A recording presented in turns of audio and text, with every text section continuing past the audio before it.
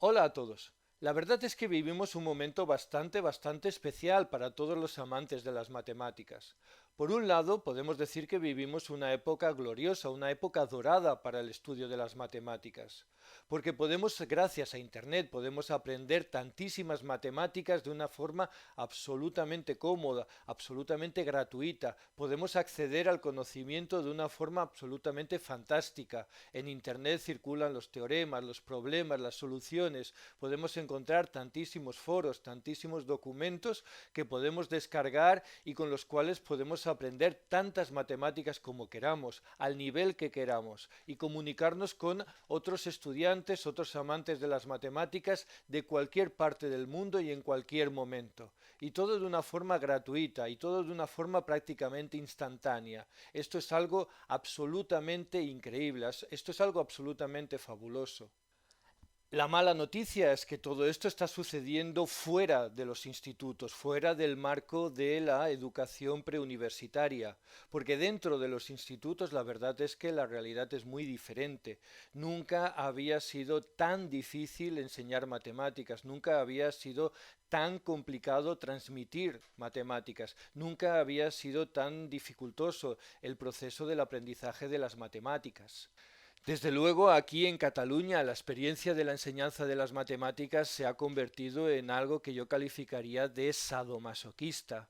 Por un lado, el sadismo de una administración educativa que prohíbe al profesorado de secundaria de matemáticas enseñar matemáticas, añadir temario, desarrollar temario de matemáticas a través de obligarnos a trabajar por proyectos, por situaciones de aprendizaje, obligándonos a ahogándonos en un mar de burocracias absurdas.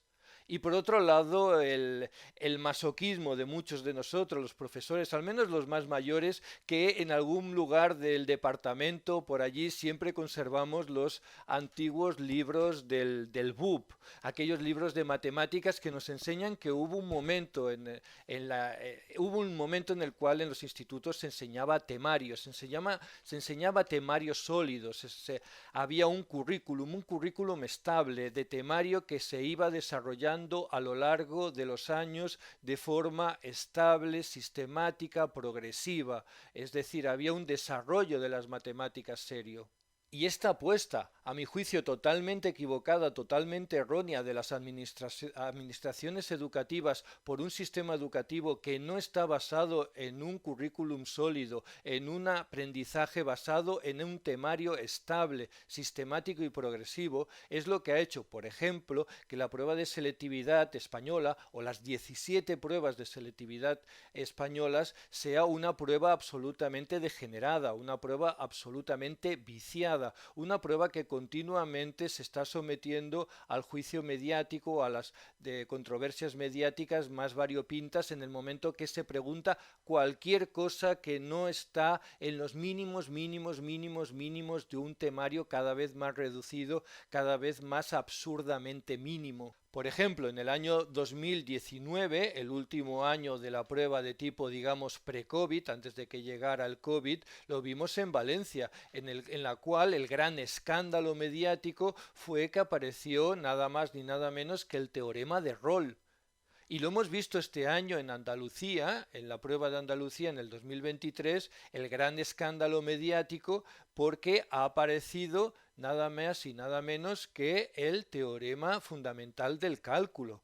Y aquí tienes a todos los padres, Diario de Sevilla, los padres lo consideran un inexplicable castigo que deja en desventaja a los alumnos andaluces frente a los de otras comunidades. Y no olvidemos que son pruebas terriblemente dopadas con comodines. De 8 ejercicios o de 8 problemas tienes 4 comodines, con lo cual tienes un montón de opciones para evitar estos problemas, digamos, más dificultosos. Todo en esta vida es discutible, todo en esta vida es opinable, pero desde luego, a mi juicio, lo que no es aceptable de ninguna de las maneras es el desconocimiento que tenemos los profesores de matemáticas españoles de otras formas de enseñar las matemáticas, de otros modelos educativos totalmente diferentes y que se están desarrollando en países vecinos, en países de nuestro entorno cultural. Hace unos días grababa un vídeo hablando del sistema educativo portugués y de la selectividad portuguesa. Y ahora me gustaría hacer también un vídeo hablando de la selectividad italiana, del modelo educativo italiano, que es un modelo totalmente diferente al nuestro. Lo primero que tenemos que dejar claro del sistema educativo italiano es que dispone de un bachillerato larguísimo, de 5 años de duración, porque además tenemos que tener en cuenta que los jóvenes italianos empiezan la universidad un año después que el resto de europeos, empiezan a los 19 años. Y este sistema educativo y este bachillerato es un bachillerato sistemático y basado en un temario serio, en un temario estricto de matemáticas. Antes comentaba la nostalgia de los profesores más mayores como yo de los antiguos libros de BUP en los cuales había temario. Es un verdadero gustazo. Yo dispongo de algunos libros del liceo italiano, del bachillerato italiano, y son libros absolutamente fantásticos. Son libros de temario serio. Este libro, por ejemplo, es de geometría y de álgebra. Son libros que da gusto leerlos, que da gusto conservarlos, que da gusto mantenerlos. Libros serios de un temario serio, profundo de las matemáticas. Y este sistema educativo, sistemático, progresivo, sólido, basado en un temario profundo de las matemáticas, basado en un currículum estable, se traduce en una prueba final que es igualmente exigente para los alumnos. Una prueba que también tenemos que decirlo es única para toda Italia, a diferencia de España, en la cual hay un sistema territorial basado en 17 pruebas diferentes. En Italia solo hay una prueba de matemáticas para toda Italia, igual que pasa en Portugal. Si bien en el año 2019, justo en el año anterior al COVID, hay que decirlo que se experimentó con una prueba diferente, una prueba en la cual se quería fusionar, se pretendió fusionar la matemática y la física en una única prueba de matemática con física o de física con matemáticas. Todo esto además desapareció porque en los siguientes 3 años desapareció la selectividad italiana tal como se conocía. Cada instituto desarrollaba su propia prueba independiente debido a todo, digamos, la causística que generó la pandemia del COVID, y este año 2023 se vuelve a la única prueba nacional de matemáticas, exclusivamente de matemáticas para toda Italia, igual que pasa en Portugal, que es una única prueba.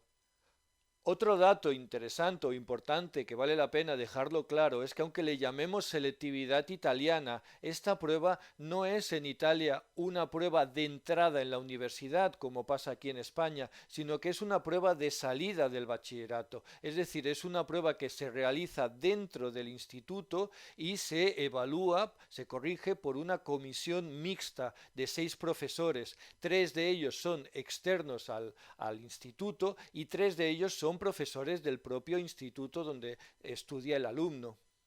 Este fin de semana me he dedicado a resolver la prueba de este año, del 2023, y la verdad es que me lo he pasado bastante bien, porque es una prueba sólida, es una prueba exigente, y me gustaría compartir con vosotros algunos aspectos de ella. No voy a resolver todos los problemas paso a paso, como habitualmente hago en los problemas que resuelvo por vídeo, porque sería larguísimo. Esta resolución me ha ocupado 16 páginas, sino que os invito a que descarguéis las soluciones que yo he escrito en un compendium, en el compendium de la prueba italiana, que podéis descargar en esta dirección de internet.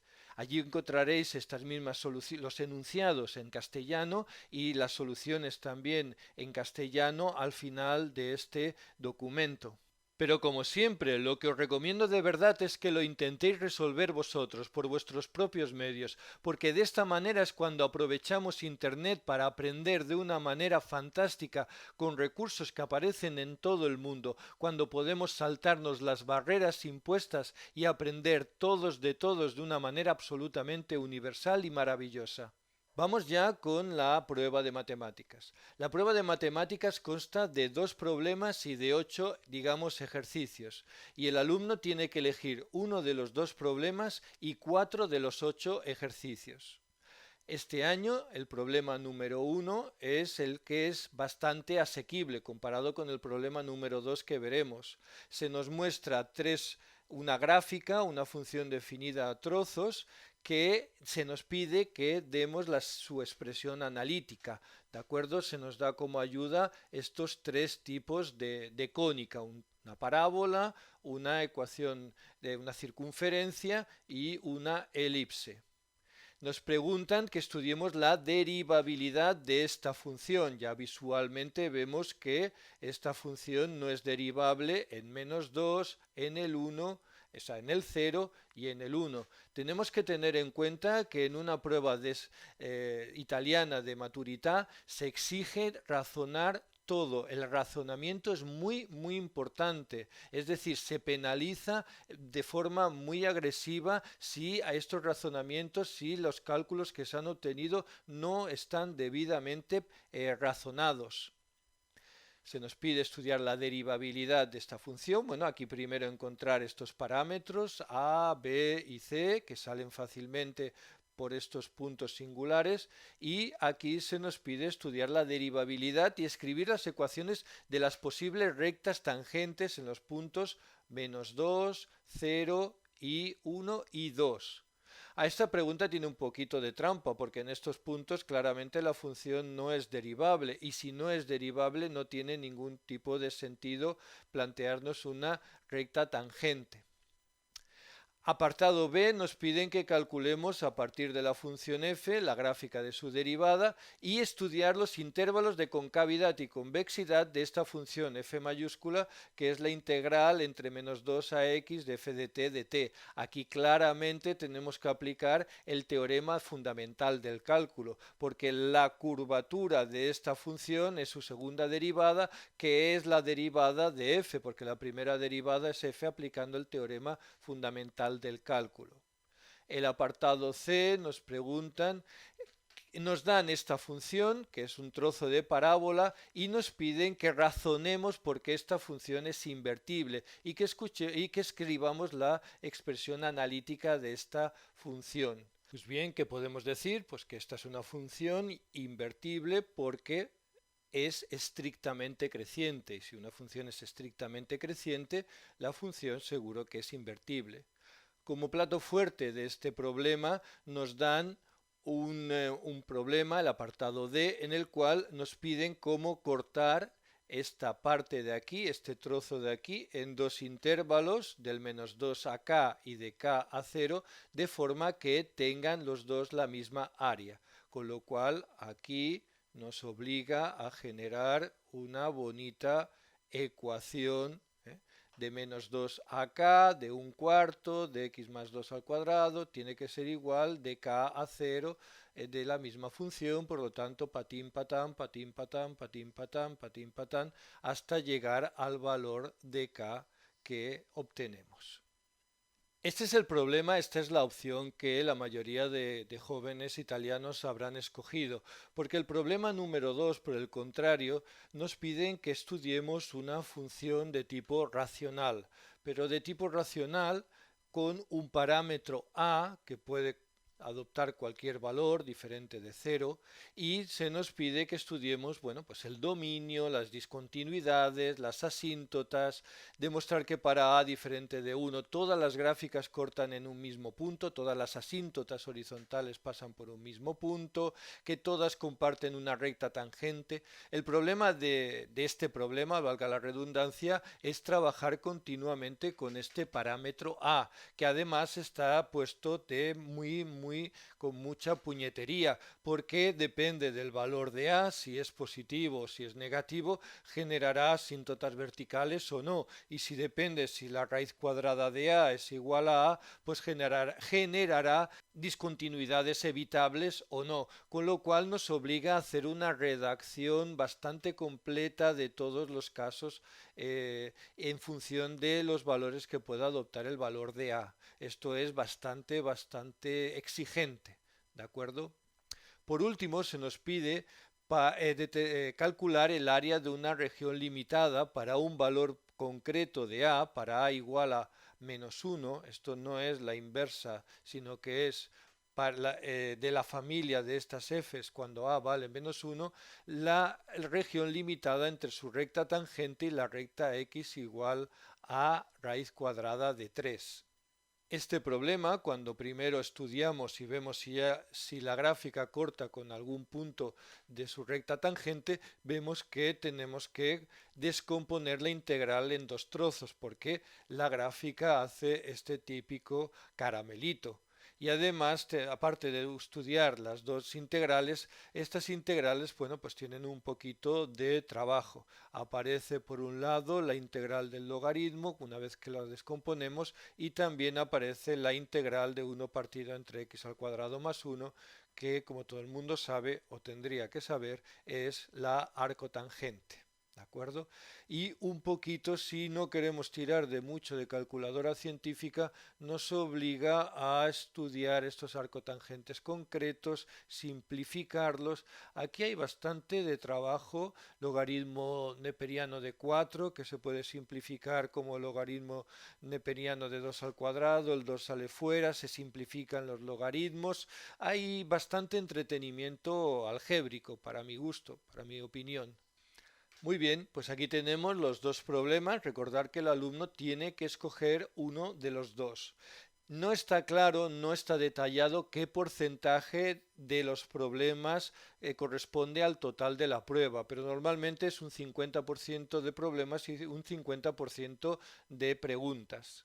Vamos a ver las preguntas. Recordar que el alumno dispone de 8 preguntas y tiene que escoger 4. Este año ha sido un año especial porque la primera pregunta es una pregunta de geometría axiomática, de geometría euclídea. Y estas preguntas se estudian, y este tema, la geometría euclídea, se estudia en el primero o segundo año de bachillerato, de liceo. Eso quiere decir que estos alumnos llevan 3 o 4 años sin haber estudiado esta geometría. Pero es un problema bastante simpático de geometría sintética. Nos dan un triángulo rectángulo y nos dicen que construimos un cuadrado sobre su hipotenusa. Nos piden que demostremos que el centro de este cuadrado es equidistante de los catetos. Aquí basta con hacer el dibujo y vemos que este problema se puede resolver fácilmente observando que se generan dos triángulos rectángulos congruentes.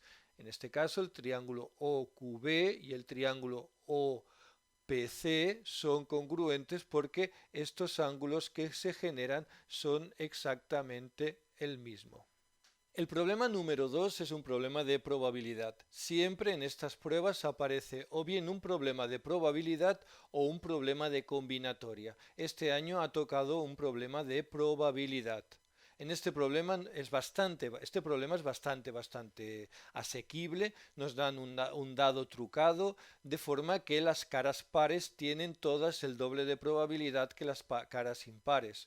Por lo tanto, calcula la probabilidad de obtener, tirando un solo dado, pues un número primo o un número mayor o igual que 3 o un número menor o igual que 3. Como es habitual en este tipo de problemas de probabilidad, se trata de plantear una pequeña ecuación que nos permita obtener cuánto vale cada una de estas caras, teniendo en cuenta que la suma de las 6 pues tiene que ser igual a 1, la probabilidad. ¿De acuerdo? En el problema número 3 es un problema de geometría tridimensional en el espacio. Nos dan una recta determinada por 2 puntos y nos piden calcular la ecuación cartesiana de la circunferencia que tiene este centro y que es tangente a esta recta. Aquí se separa totalmente de los temarios propios de segundo de bachillerato que hay en España, porque aquí nos hablan de la ecuación de una esfera. Este problema se puede resolver pues planteándolo de varias maneras, pero desde luego determinando el punto de intersección entre esta recta y la esfera, teniendo en cuenta que es una recta tangente. El problema 4 sería lo que aquí se suele denominar un problema de optimización. Entre todos los paralelepípedos de base cuadrada y volumen fijo V, demuestra que o justifica si aquel de área total mínima también tiene la diagonal de longitud mínima. Aquí estos problemas de optimización tan habituales en la selectividad española se llevan a un nivel, digamos, superior, porque no se trata de demostrar una superficie mínima, sino de demostrar que el valor que se obtiene cuando se encuentra la superficie mínima es también aquel valor que se encuentra cuando se obtiene la diagonal mínima. Es un problema, podríamos decir, de optimización doble. La superficie mínima se trabaja exactamente como es habitual. Además, estamos trabajando con un valor v indeterminado, es decir, simbólico, con lo cual continuamente tenemos que estar arrastrando esta v de punta a punta del problema. El ejercicio 5, el problema 5, es un ejercicio bastante simpático, bastante asequible de determinar la ecuación de una recta tangente a una función en un punto de abscisa dado. De estos problemas hay pues toneladas en la selectividad española o en las selectividades españolas, pero aquí la novedad, la diferencia de calidad es que nos hablan de dos métodos diferentes. Pues está claro que lo que tenemos que hacer, aparte de estudiar o determinar la recta tangente con el método habitual de la derivada, es también hacer una interpretación geométrica de este problema. Y esta interpretación geométrica pues viene dada interpretando esta función como lo que es pues un arco, una semicircunferencia de radio 5, con lo cual nos pide de calcular la recta tangente a una circunferencia, que se puede calcular, pues bueno, pues vete tú a saber por cuál método estudian en Italia. Yo lo he hecho calculando el vector director y después el vector perpendicular. El problema número 6 es un problema que nos pide calcular los parámetros reales a y b para los cuales este límite vale 1. Es un problema que huele a Hopital, pues a 100 kilómetros de distancia. La, digamos, característica de este problema es que nos exige hacer 3 veces Hopital y además uno de ellos imponiendo una b para el cual continuemos haciendo una indeterminación. Es bastante largo, pero bueno, digamos asequible. El problema número 7 nos dan esta función y nos pide que estudiemos su derivabilidad. Es una función definida a trozos y por lo tanto está claro que tenemos que estudiar los límites laterales alrededor del valor x igual a 0. Además nos pregunta sobre el teorema de Rolle. Es si existe un intervalo para el cual esta función cumpla las hipótesis del teorema de Rolle. En realidad se ve claramente que esta función es estrictamente creciente y por lo tanto es imposible que se cumpla las hipótesis del teorema de Rolle porque no hay dos valores para los cuales tenga el mismo valor. Además, si se cumpliera la hipótesis de Rolle, entonces habría un valor para el cual la derivada sería igual a 0, cosa que no sucede en ningún punto. Por último, el problema número 8, tengo que reconocer que este problema a mí me tumbó. Dice, dada esta función, x a la 5 menos 5 por a por x más a, definida es un polinomio de grado 5, definido en todos los números reales, determina los valores del parámetro a positivo para los cuales la función posea 3 ceros reales distintos. Aquí pensaba que habría que utilizar algún teorema de la determinación de raíces de un polinomio, pero en realidad este problema se desarrolla estrictamente dentro de los campos del cálculo, estudiando la derivada y estudiando convenientemente cómo es esta derivada y esta segunda derivada.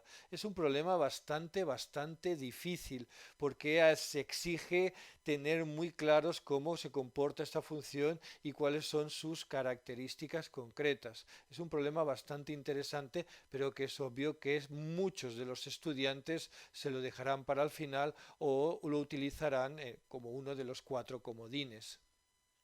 Muy bien, pues hasta aquí la descripción, el análisis que he hecho de esta prueba de maturità italiana de este año 2023. Una cosa que creo que se me ha olvidado decir y que es algo bastante importante es que esta prueba tiene 6 horas de tiempo para ser desarrollada. Con esto lo único que he pretendido es hacer difusión de otras formas de entender las matemáticas, de enseñar las matemáticas que están sucediendo alrededor nuestro, en Portugal, en Italia, de forma que entre todos podamos aprender y mejorar el aprendizaje y la enseñanza de las matemáticas, que es nuestro principal objetivo. Gracias por vuestro tiempo.